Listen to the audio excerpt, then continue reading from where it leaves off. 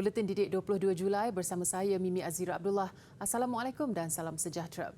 Kementerian Pendidikan KPM mahu pegawai pejabat pendidikan daerah PPD sentiasa hadir ke sekolah bagi mengenal pasti masalah, keperluan serta mencari jalan penyelesaian kepada masalah yang dihadapi dengan segera. Menteri Kanan Pendidikan Datuk Dr. Razzie Jidin berkata, persepsi atau tanggapan kehadiran PPD di sekolah sebagai mencari salah juga perlu diubah kerana sebagai institusi paling dekat dengan sekolah, PPD perlu menjadi rakan yang sentiasa berusaha membantu sekolah.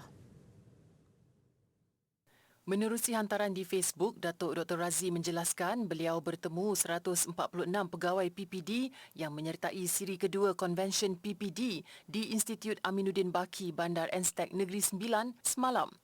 Pegawai PPD tegasnya perlu menjadi ejen yang bertanggungjawab menyebar luas dan menjelaskan mengenai dasar, perancangan serta hala tuju pendidikan negara yang digariskan KPM kepada kumpulan sasar iaitu guru, sekolah dan ibu bapa. PPD juga perlu menjadi pemudah cara antara pihak sekolah dengan Jabatan Pendidikan Negeri JPN. Hubungan baik antara PPD, pentadbir sekolah dan guru juga katanya akan membantu kelancaran pelaksanaan setiap dasar, perancangan serta transformasi pendidikan yang digariskan KPM. 3 pemenang teratas pertandingan Kuis ASEAN Peringkat Kebangsaan 2022 kategori murid sekolah akan mewakili negara ke pertandingan Kuis ASEAN Peringkat Rantau di Myanmar. Termasuk daripada kategori lain, pertandingan itu disertai 54,796 orang peserta. Pertandingan dimenangi Sky Broxelin Roy Maxwell dari Sekolah Menengah Kebangsaan SMK Mat Saleh di Ranau, Sabah. Tempat kedua, George Loh Ing Won dari SMK Methodist di Sibu, Sarawak dan Muhammad Adam Haikal Syahri Ismail dari SM Sains Kuala Terengganu, tempat ketiga. Jabatan Penerangan Malaysia dalam satu kenyataan memaklumkan kesemua pemenang masing-masing telah menerima hadiah wang tunai RM2,500, RM1,500 dan RM1,000 beserta sijil dan trofi. Pertandingan Kuis ASEAN Peringkat Kebangsaan 2022 bertujuan meningkatkan tahap pengetahuan dan kesedaran mengenai hal ehwal ASEAN dalam kalangan peserta. Pertandingan berlangsung pada 1 hingga 30 Jun lalu, membabitkan 2 kategori iaitu kategori terbuka dan kategori murid sekolah. Sementara itu, Muhammad Fakhruddin Hassani dari Kedah diumumkan Johan bagi kategori terbuka, manakala Siti Aisyah Abdul Rahman dari Pahang naib Johan dan ketiga Argobinath Nair dari Sabah. Untuk tahun ini, pertandingan mencatat peningkatan daripada segi jumlah penyertaan sebanyak 16% berbanding 47,091 individu pada 2020. Pertandingan diadakan secara dwi-tahunan di bawah kalender Jawatankuasa ASEAN mengenai kebudayaan dan penerangan dan sudah memasuki edisi ke-10 penganjurannya. Seterusnya, seorang pelajar jurusan Teknologi Pembinaan College Vocational KV Keningau, Sabah antara calon 50 terbaik bagi anugerah Global Student Prize 2022 anjuran check.org yang berpusat di Amerika Syarikat. Ia menjadikan Ali Shah Asa satu-satunya pelajar dari Malaysia layak ke pusingan akhir bagi anugerah yang dianggap paling berprestij dalam kalangan pelajar seluruh dunia. Ali Shah, 20 tahun, berjaya menjadi finalis atas pencapaian dan sumbangannya dalam bidang inovasi, sains matematik, kejuruteraan dan teknologi STEM, program pertukaran budaya serta hackathon. Tinggal di kawasan luar bandar, kejayaan Ali Shah membuktikan kemampuannya melangkaui keterangkuman di sekolahnya serta komuniti yang lebih luas. Dia juga telah mengetuai beberapa inisiatif sekolah dalam aktiviti berkaitan STEM, terutamanya memberi tumpuan kepada pelajar vocational dan pelajar berkeperluan khas. Dalam masa belajar tu, saya ada niat dalam diri sendiri. Saya tidak akan membiarkan masyarakat, terutamanya di kawasan pendalaman, tidak mengetahui tentang teknologi. Sebab pada masa kini, teknologi amat penting untuk mencari pekerjaan, itu terutamanya. Sekarang pekerjaan kita akan terus menggunakan teknologi, terutamanya drone. Sebagai pelajar teknologi pembinaan, Ali Shah berharap langkahnya itu dapat menjadi inspirasi kepada wanita lain untuk cemerlang dalam bidang tradisional yang didominasi lelaki. Atas usahanya, lebih ramai pelajar perempuan mewakili sekolah dalam pertandingan inovasi dan beberapa pelajar keperluan khas sekolahnya telah diiktiraf secara nasional. Antaranya sebagai perintis dalam menggunakan bahasa isyarat untuk membentangkan projek mereka dalam pertandingan kebangsaan dan antarabangsa. Alisha juga pernah mengetuai kumpulannya memenangi pertandingan hackathon anjuran UNESCO pada 2020 berkaitan literasi maklumat. Kami juga membentuk satu organisasi like Women Power to College. Okay. Dalam organisasi ini kami namakan dia sebagai Nokuro Sumandak. Ya, kalau Sabah kan kenapa Sumandak? Kenapa perempuan? Okay. So dalam aspek ini kita dapat tahu yang semua kita boleh buat. Sebagai perempuan kita boleh buat semua perkara. Antara kejayaan yang dapat dibanggakan apabila Alisha mengetuai projek STEAM yang dikenali sebagai Eureka Hub sehingga melayakkan mereka menjadi penerima pertama Grant STEAM dari The Awesome Foundation Amerika Syarikat pada 2020. Projek bertujuan melatih rakan sebaya mengenai robotik, drone, percetakan 3D dan keusahawanan untuk membantu mereka bersedia menghadapi dunia yang diterajui teknologi berkembang pesat. Inisiatif ini meningkatkan minat dan kemahiran rakan-rakannya dalam menggunakan teknologi baru muncul, memberi inspirasi kepada mereka untuk menjadi lebih kreatif dan imajinatif dalam memanfaatkan teknologi ini dalam bidang vokasional masing-masing. Tambah Alisha, sekiranya dia memenangi anugerah itu, dia akan menggunakan wang RM445,000 itu untuk membina pusat inovasi di KV Keningau. Dia berharap pusat itu dapat membantu pelajar dan guru membangunkan projek mereka dan boleh digunakan sebagai ruang pameran serta pembentangan sebarang projek inovasi. Tahniah Alisha. Pertandingan Olimpiad Fizik Antarabangsa IPHO 2022 pula 3 pingat gangsa diperolehi pasukan Malaysia. Ia juga sesuatu yang agak cemerlang, khususnya dalam perkembangan bidang fizik di Malaysia. KPM melalui Facebook berkata mereka yang menang itu ialah Chang Kian Yao dari Sunway College, Lim Yu Cheng dari SMK Damansara Jaya Selangor dan Ong Ji Zheng dari Chung Ling Private High School Pulau Pinang. Seorang lagi peserta negara, Matthew Heng Yu Ji dari SMJK Jitsin Pulau Pinang mendapat sanjungan kehormat atau Honourable Mention. IPHO merupakan pertandingan terulung dalam bidang fizik membabitkan pelajar sekolah menengah dari 80 negara. Peserta bersaing secara individu untuk menyelesaikan masalah fizik bertaraf universiti membabitkan ujian amali dan teori. Untuk ujian amali, peserta perlu melakukan 2 eksperimen dalam tempoh 5 jam dan ujian teori dengan menjawab 3 soalan dalam tempoh 5 jam. Untuk IPHO 2022, peserta berpeluang melakukan eksperimen maya melibatkan jatuhan bebas sebutir bola di sebuah planet asing dan menyiasat sifat elektrik diod berbentuk silinder. Dalam ujian teori pula, peserta meneroka sifat magnet kekal, reka bentuk kejuruteraan teleskop angkasa James Webb dan hukum berskala dalam pelbagai cabang fizik. Pasukan negara telah berkampung di Jabatan Fizik Gunaan Fakulti Sains dan Teknologi Universiti Kebangsaan Malaysia UKM dari 4 hingga 18 Julai untuk menjalani bengkel latihan secara bersemuka, seterusnya bertanding secara dalam talian. Sejak penyertaan kali pertama pada 2002, pasukan Malaysia berjaya merangkul 1 pingat emas, 1 pingat perak, 14 gangsa dan 30 sanjungan kehormat.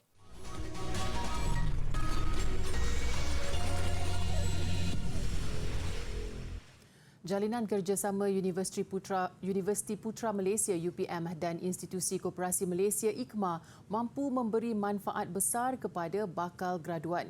Naib Chancellor UPM Profesor Datuk Dr. Muhammad Roslan Sulaiman berkata, menerusi memorandum persefahaman ini, kedua-dua pihak bekerjasama menambah baik bidang pendidikan, sumber manusia, fasiliti dan latihan industri. Kerjasama ini juga selari dengan matlamat UPM melalui Pelan Strategi Universiti Putra Malaysia 2021-2025. Agenda MOU ini bertepatan dengan matlamat 1 dalam Pelan Strategi UPM 2021-2025 iaitu mewujudkan, melahirkan watak graduan berdaya tahan mendepani cabaran mendatang. Persijilan ini merupakan satu nilai tambah yang saya rasa sangat berharga kepada pelajar-pelajar UPM kerana ia pasti meningkatkan lagi kompetensi pelajar-pelajar ini. Perkara itu disampaikan oleh Profesor Datuk Muhammad Roslan dalam ucapannya sempena majlis menandatangani Memorandum Persefahaman antara IKMA dan UPM. Majlis turut dihadiri Ketua Pengarah IKMA Datuk Muhammad Ali Mansor. Program kerjasama itu juga seiring dengan Dasar Keusahawanan Nasional DKN 2030 dan Pelan Transformasi Koperasi Transcom. Universiti Sains Malaysia USM dipilih untuk menyertai penubuhan Universiti Osaka kampus ASEAN di Malaysia. Ia susulan perkongsian terbaru antara kedua-dua universiti melalui majlis menandatangani addendum secara maya pada 14 Julai lalu. USM dalam satu kenyataan berkata langkah itu menunjukkan komitmennya dan Universiti Osaka OU mengukuhkan hubungan melangkaui makmal penyelidikan. Menurut Naib Chancellor USM, Profesor Datuk Dr. Faisal Rafiq Mahmad Adikan, ia termasuk menjalankan aktiviti penyelidikan bersama, membangun dan menjalankan program ijazah bersama, program ijazah berganda dan penyertaan dalam kerjasama universiti industri. Tambahnya, kerjasama itu dapat mewujudkan dan memperkukuh makmal bersama OU USM. Rangkaian penciptaan bersama Matlamat Pembangunan Lestari Kampus ASEAN Universiti Osaka terdiri daripada beberapa bidang penyelidikan seperti perubahan iklim, pencemaran udara, kehilangan makanan dan sisa plastik. Ia juga sepadan dengan kekuatan penyelidik USM. Beliau berharap ada daripada kalangan pihak industri yang berminat untuk menyertai USM OU dalam kerjasama universiti industri. Sementara itu, Timbalan Naib Chancellor Penyelidikan dan Inovasi USM, Datuk Dr. Abdul Rahman Muhammad berkata, perkongsian pintar kedua-dua pihak bertujuan mencari penyelesaian yang penting kepada manusia, penyelesaian kepada cabaran global dan bekerjasama dalam menyumbang kepada matlamat pembangunan mampan. Baiklah, setelah 2 tahun tiada penganjurannya akibat pandemik COVID-19, Festival Bunga dan Taman Floria di Raja Putrajaya kembali buat edisi ke-12 dengan komponen baru serta kelainan tersendiri. Menggabungkan pameran kepelbagaian bunga dan inovasi teknologi kesenian pencahayaan kreatif, festival bertaraf antarabangsa itu bakal berlangsung dari 29 Ogos hingga 4 September depan, menyasarkan kehadiran 500,000 pengunjung. Bertemakan Floria Hebat, Floria di Raja Putrajaya 2022 akan diadakan di lokasi asal tapak di Anjung Floria, Presin 4. Mengangkat orkid sebagai bunga tema, lebih 400,000 bunga dan tumbuhan pelbagai spesies dari dalam dan luar negara termasuk 10,000 pokok orkid akan dipamerkan. Festival tahunan itu anjuran Perbadanan Putrajaya dengan kerjasama Kementerian Wilayah Persekutuan serta Kementerian Pelancongan Seni dan Budaya sempena sambutan Jubli Perak Putrajaya ke-25 dan Hari Kebangsaan ke-65. Floria kali ini dia menampilkan persembahan bunga di siang hari dan malamnya taman dalam cahaya. Setiap taman-taman tu akan mempunyai pencahayaan dia sendiri. Dan mereka-mereka yang masuk saja masuk saja ke Floria ni akan menikmati pesta cahaya pada waktu malam dengan kilauan lampu dan juga persembahan lampu. Tarikan utama sepanjang 7 hari festival ialah Taman Keluarga Malaysia, Taman Glow in the Dark serta hiasan dinding orkid. Dengan harga tiket antara RM5 hingga RM15 bagi warga tempatan, pelbagai aktiviti lain turut disediakan seperti demonstrasi gubahan bunga dan bengkel terrarium.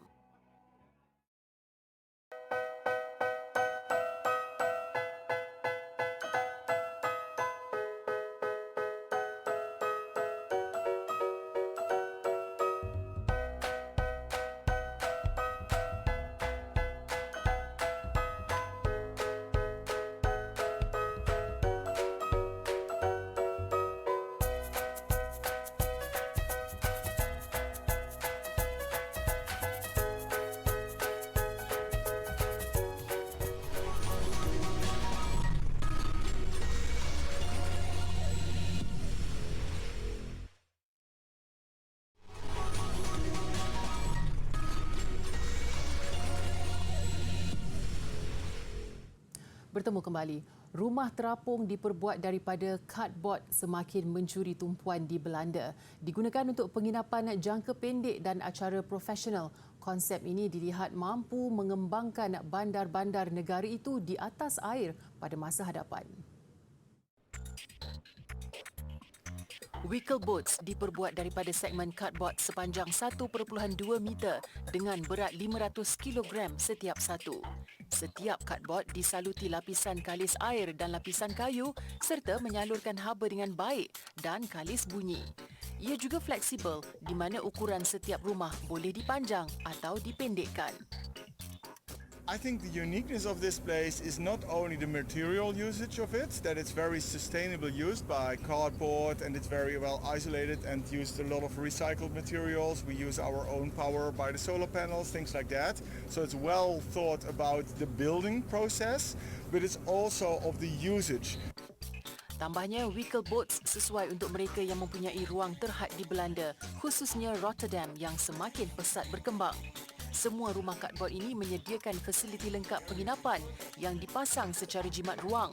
Contohnya kolam jacuzzi ini yang terletak di bawah dek, selain katil dan televisyen yang disimpan di dalam dinding.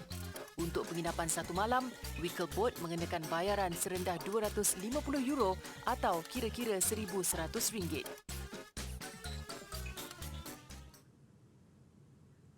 Salah satu acara cosplay dan konvensyen komik terbesar dunia, Comic-Con, kembali dianjurkan pada skala penuh selepas 2 tahun. Pesta tahunan sejak 1970 ini menyaksikan puluhan ribu peminat budaya pop berhimpun di Pusat Konvensyen San Diego, Amerika Syarikat. Selain pelbagai pengumuman mengenai filem dan siri TV terbaru yang dinanti-nantikan, tumpuan acara sudah tentulah kostum yang disarungkan pengunjung. I'm here to have fun. I love just all the energy, the people, all the pop culture just coming together just to celebrate each other and have a great time. And there's just nothing else like it in the world. So it's like a kid in a candy store for me. We're big fans of comic books and superhero movies, anime obviously. So we've been trying for years to come, and we finally got in. This was our lucky golden ticket. Penganjur menjangkakan jumlah kehadiran kali ini menyamai pra-pandemik dengan lebih 130,000 pengunjung. Apapun, tidak kiralah datang sebagai hobbit, naga, superhero atau puteri, kesemua pengunjung diwajibkan memakai pelitup muka.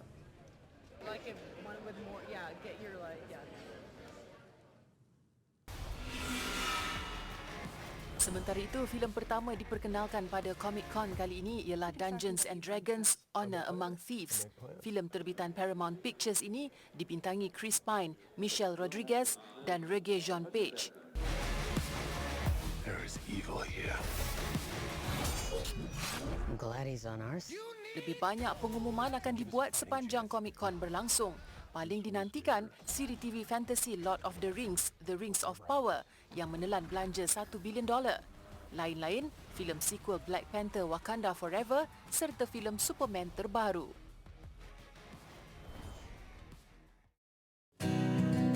Hai adik-adik, hari ini kita berada di Muzium Negara dan sekarang ni kita berada di Galeri A, galeri yang memaparkan sejarah awal masyarakat di Malaysia.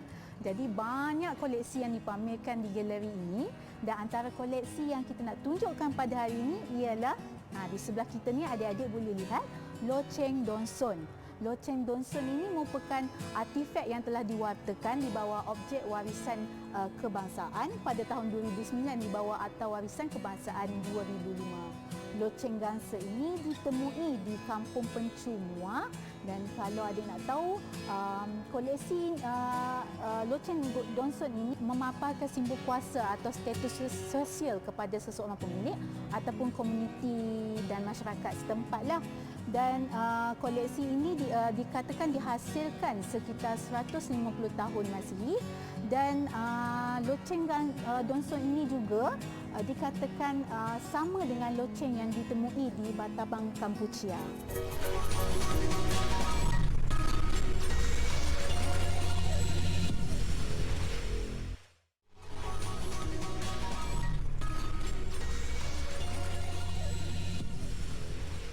Sukan malam ini dimulakan dengan badminton terbuka Taiwan. Bergu campuran negara Hu Pangron dan Toh Yi Wei meneruskan rentak cemerlang apabila mara ke separuh akhir dengan menyingkirkan satu lagi pasangan pilihan. Mengiringi mereka ke separuh akhir, bergu lelaki Man Wei Chong, T Y Woon dan perseorangan lelaki Sung Ju Van. Begitupun perseorangan wanita Goh Jin Wei gagal meneruskan cabaran apabila terkandas pada suku akhir. Selepas mengejutkan bergu tuan rumah yang juga pilihan ketiga kejohanan pada pusingan kedua semalam, Hong Pangron dan Toh Yi Wei terus menampilkan keserasian mereka apabila mara ke separuh akhir menewaskan pilihan ke-6 dari India, Ishan Bhatnagar dan Tanisha Crasto. Pasangan negara cuma memerlukan 32 minit untuk mencatat kemenangan 21-19, 21-12. Separuh akhir esok, Pangron dan Yi Wei dijadual menentang bergu dari Hong Kong, Lee Chun Hei dan Ng Zi Yao. Turut cemerlang bergu lelaki gandingan Man Wei Chong dan T Y Woon. Mereka menepati status selaku pilihan ke-6, menang straight set dalam masa 31 minit mengatasi pasangan tuan rumah Liao Min Chun dan Yang Chun Sian 21-14, 21-19.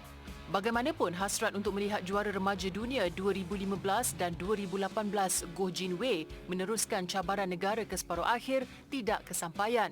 Berdepan pilihan ketujuh dari Jepun Sanae Kawakami, Jin Wei tewas dalam permainan 3 set 9-21, 21-12 dan 16-21 dalam masa 44 minit.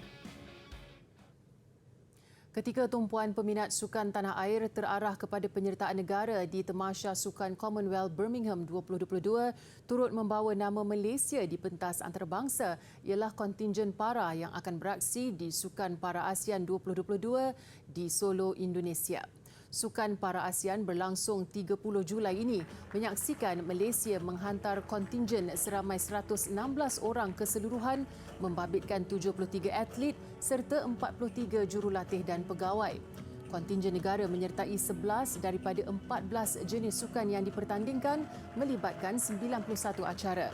Solo, Indonesia mengambil tanggungjawab selaku tuan rumah edisi ke-11 selepas Filipina menarik diri untuk menganjurkan edisi ke-10 susulan pandemik COVID-19. Untuk rekod pingat kontingen negara pada edisi terdahulu di Kuala Lumpur 2017, Malaysia menduduki tempat kedua di belakang Indonesia dengan 90 pingat emas, 85 perak dan 83 gangsa.